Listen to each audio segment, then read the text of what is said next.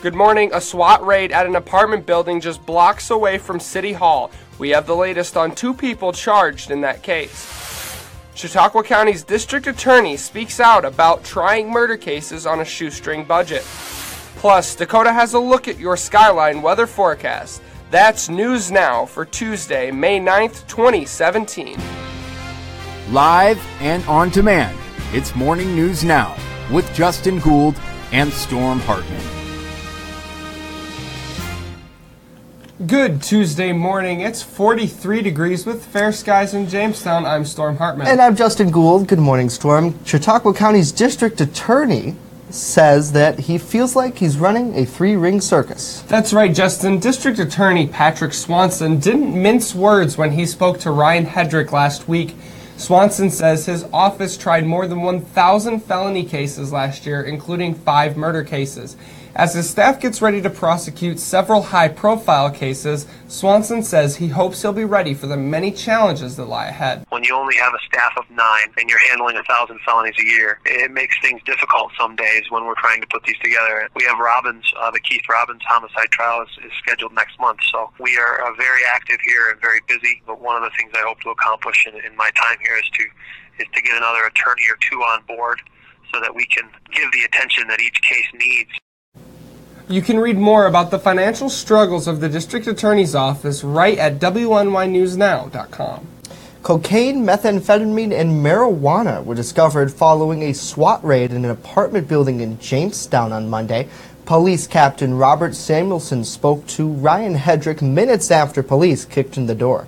Why does it take a long time sometimes to build an investigation? We've actually been working with the Prendergast corridor for quite some time. We just actually came out and brought it out to the community just recently. We've actually been doing this for some time on and off.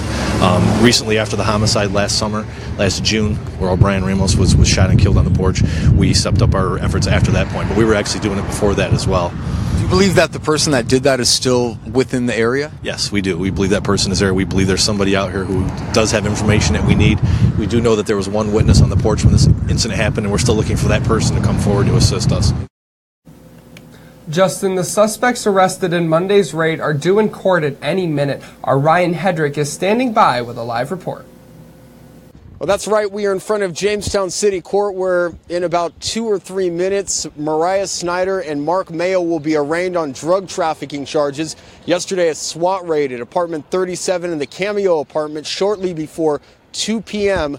netted both suspects, and cocaine and methamphetamine, marijuana also discovered in the apartment. This is part of a bigger story, the crime initiative in Jamestown, and what it's done. Police are focusing on the Prendergast, Lakeview, and North Main Street corridor of the city, hitting houses that are suspected of dealing drugs and taking cash and drugs off of the streets. So far, about 3 or 4 raids in a 2-week period have netted several suspects. Jamestown police have credited the cooperation of the community and the drive to clean up that corridor as the initiative builds and grows stronger every day. So Mariah Snyder and Mark Mayo will be arraigned on drug charges. We'll have more as this case goes on. Reporting from Jamestown City Court, I'm Ryan Hedrick, WNY News Now, where coverage comes first. All right, Ryan, thank you. Straight ahead here on Morning News Now, New York may soon join 14 other states in the raising of the purchasing of the tobacco products. But first, a look at our Skyline weather forecast. It was a nippy one out there this morning. Check out some of the observed lows at the airports around the region. Bradford is the winner, or however you want to look at this, with a low temperature of 26, which occurred at 5:53 this morning. Jamestown bottomed out at 30 on the nose, and Buffalo dropped to 34 just before sunrise this morning. However, we're not out of the woods yet. More frost is expected tonight, so make sure you bring in those plants. The forecast for today, partly sunny and tranquil, a bit warmer than it has been, but still below average, highs in the upper 50s. For tonight, mostly cloudy, patchy frost develops after midnight, down to freezing once again. And for tomorrow, partly sunny, temps rebound to about where they should be, will be just a few degrees shy from average, which is around 64, but a pleasant day otherwise, with highs in the lower 60s. From the Skyline Weather Center, I'm forecaster Dakota Hunter. Stay with us as Morning News Now continues right after the break.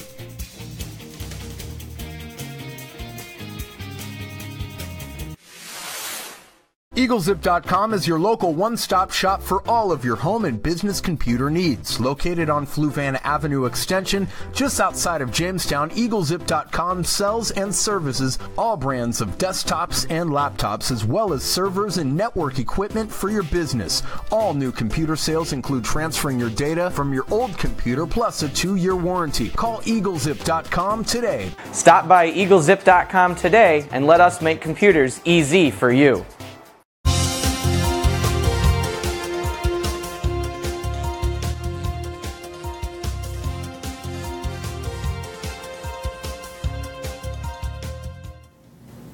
New York State may push their tobacco age to 21. 2 downstate senators yesterday proposed a bill that would raise the statewide smoking age from 18 to 21.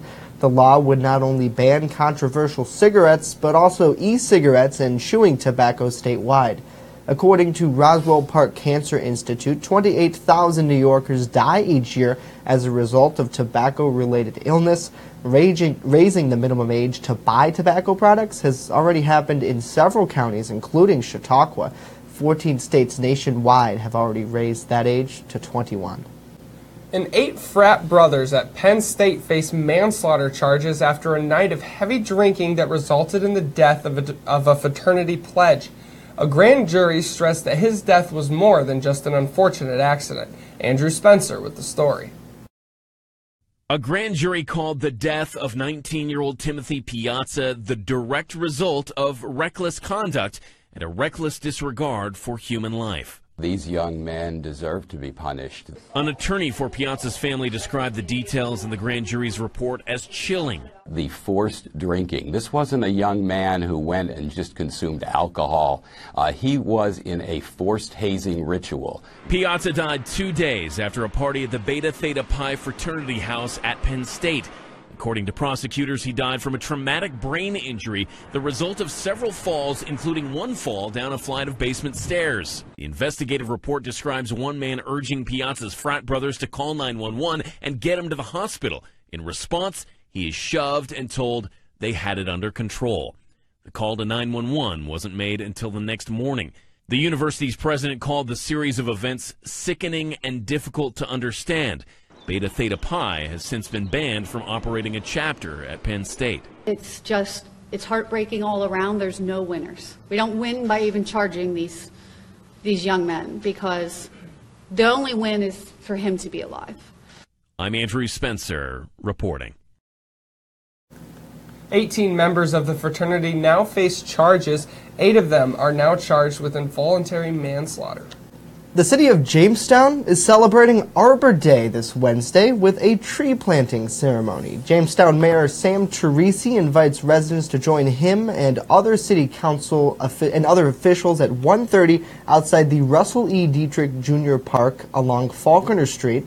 They'll be planting 2 trees. City arborists plan to plant 2 Purple Prince crabapple trees to commemorate the city's title, Tree City, USA.